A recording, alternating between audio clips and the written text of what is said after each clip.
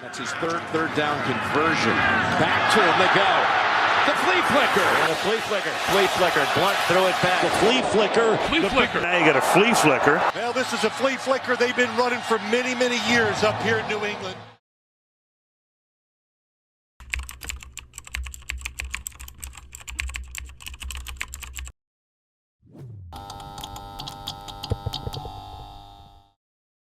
What a weird way to start the season. Eagles win 24-20, defeat the Cowboys. So many storylines in this one. Obviously, you start off with Jalen Carter spitting on Dak Prescott after the very first play of the game. That was crazy. Literally, first kickoff goes, Turpin takes it up to around the 30. And then we see a scrum. All of a sudden, cameras aren't even on Carter. And we hear the ref come up and be like, Jalen Carter, number blah, blah, blah, ejected for the game. 6 seconds in. What a way to start. Pretty bizarre. The offenses came out flying. The Cowboys kind of surprised everyone. The offensive line really impressed all the Tylers up front. They have 3 offensive linemen named Tyler. All looked really good. All were picked in the first round of the NFL draft over the past few years. Schottenheimer had a really good game plan versus Philly. Obviously, too many penalties for the Eagles to start the game. Put them in a hole. Obviously, the rain delay happens with 4:44 left in the third quarter, and the game switches 180 on its head. Both defense turned it up. All of a sudden, the Eagles can't run the ball. Eberflus is sending DBs at Jalen Hurts off the snap. Maybe it would have been different. Maybe Micah would have been able to tackle Hurts because they really couldn't get him on the ground. I wanted to point out Saquon's one-handed catch. That was pretty cool, and then he stiff-armed a guy. It was only like a 6-yard gain, but still a cool moment. And then also Dak's TD saving tackle. It was a Miles Sanders revenge game until he fumbled right after like a 40-yard gain in the red zone. Quinyon Mitchell picks up the fumble with nobody around him. He starts sprinting, but Dak comes out of nowhere, makes a good tackle. There was one scoring drive after the first half where we started off the first half with 6 straight scoring drives. On the Cowboys' last drive, CD had 2 critical drops, 4 total on the game. I would say one is not his fault. It would have been a really tough catch. He dove for it. The other one, absolute dime by Dak Prescott, and he's got to haul that in. That changes the game. We're probably having a different conversation if CeeDee Lamb catches that ball. So the Landon Dickerson injury was a major turning point in this game, and it's something to look at going forward. One thing I also wanted to point out, which is pretty funny, Chris Collinsworth doesn't do any viral-worthy stuff anymore. This may have been like the first game I've heard him announce without mentioning Patrick Mahomes' name.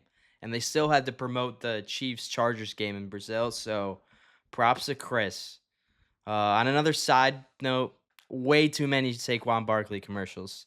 I love the dude. He's awesome at football, but the Tron Aries commercial is the new Burger King Whopper commercial. I saw enough. Him and Mr. Beast. I'm done with their commercials already. It's football season. It's that time of year where you just get sick of 2 or 3 commercials because they're on all the time.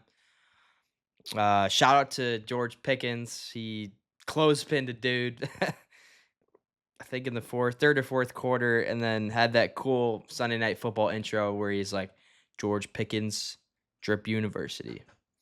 I thought that was funny because right after him is just Jake Ferguson, Wisconsin. Biggest loser, obviously, Jalen Carter. His UGA track record speaks for itself. Obviously, the winner, in my opinion, even though they didn't win the game, Dak Prescott. He looks super confident in the pocket. That this offense is going to be dangerous. The running back stepped up. Javonte Williams had a solid game. 20 fantasy points. Hope you guys started him. You guys probably did.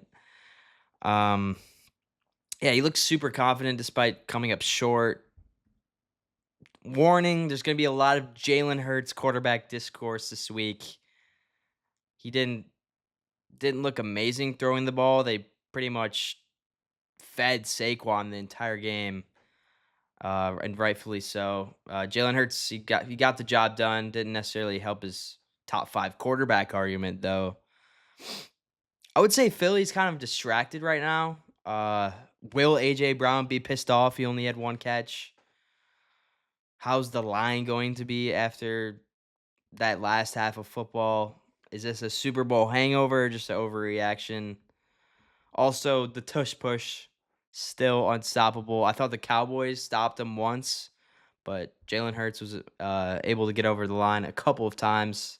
That play is just unstoppable. My guess is that it's banned after this season. Overall, strong performance from the Cowboys.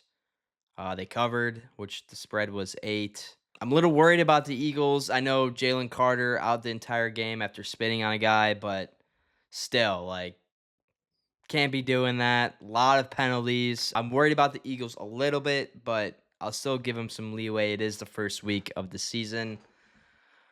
Now I'm going to do a little prediction for Chargers Chiefs. I do think the Chiefs will come away with this one. I don't know how the Chargers recover from losing Rashawn Slater. Mekhi Becton also had a domestic dispute with his wife. Najee Harris lost an eye. The defense, name a single player besides Khalil Mack and Derwin James on that defense. You can't. I think the Chiefs win by 4. Catch us next time on another Flea Flicker video. This is Tyler. Have a good night.